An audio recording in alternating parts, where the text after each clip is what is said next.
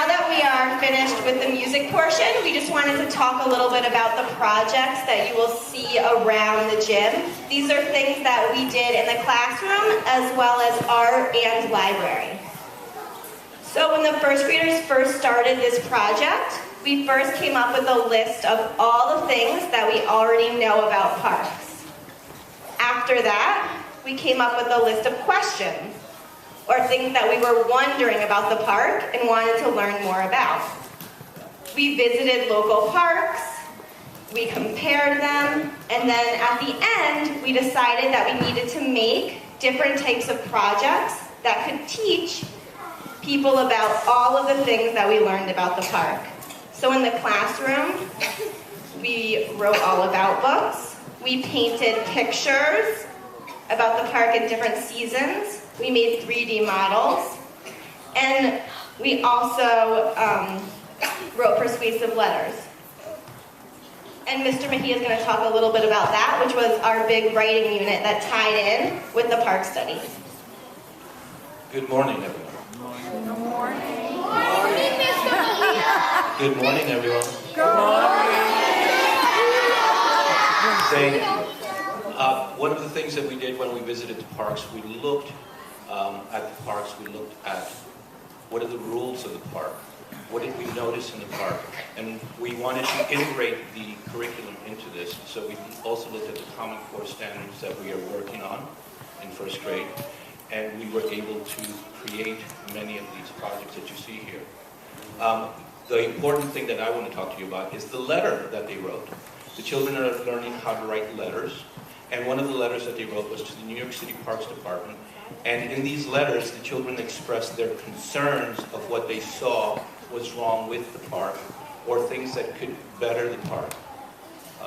Not surprisingly, one of the most important things the children missed was roller coasters and water rides and other amazing things. Sprinklers, swimming pools, bowling alleys, wonderful. But yes, so these letters were written. They addressed their concerns, and they also provided the New York City Department with a possible solution.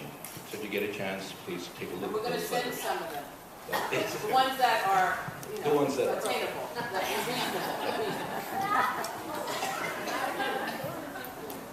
Hi, I'm Ms. Kempis, a first grade teacher.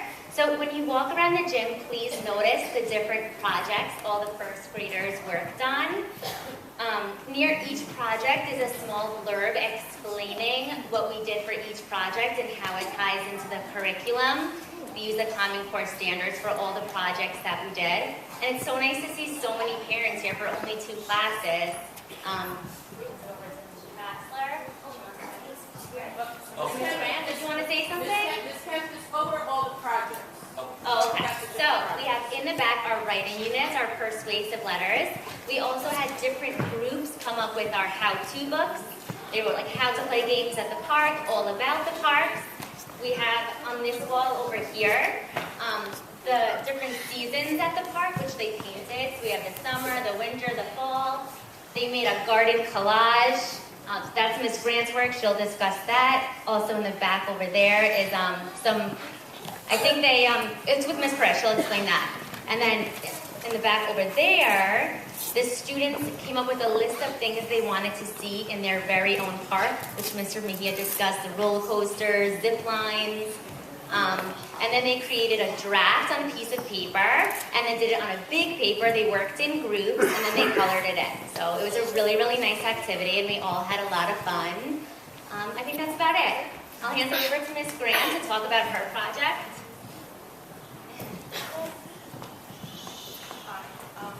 I'm Shelly Grant, and this year one of my jobs is the library teacher, which has been really fun, because I get to see all the kids.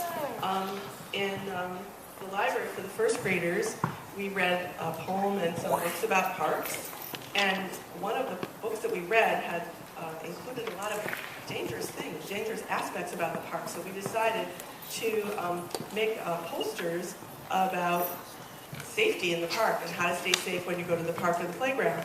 So those are the posters over there that they made.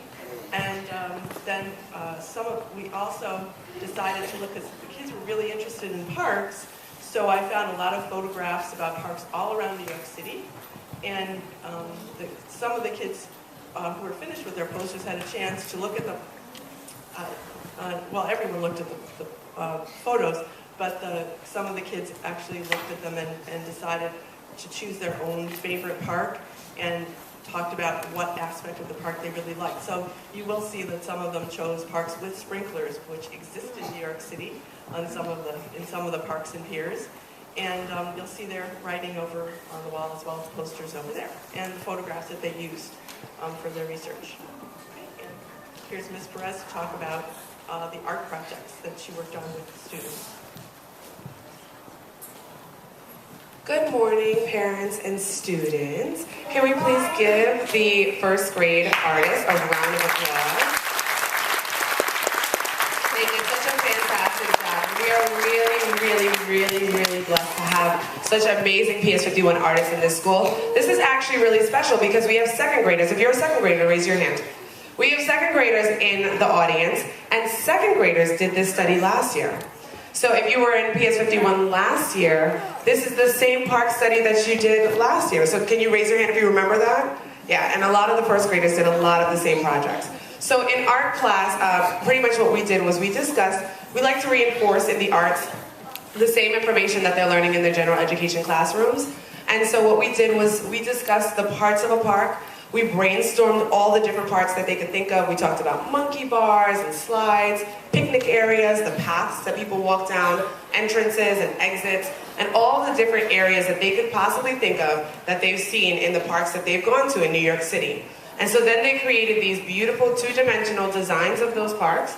We talked about the difference between two-dimensional art, which is flat, and how many sides does a 2D work of art have? Somebody raise your hand quietly and tell me. Sajad?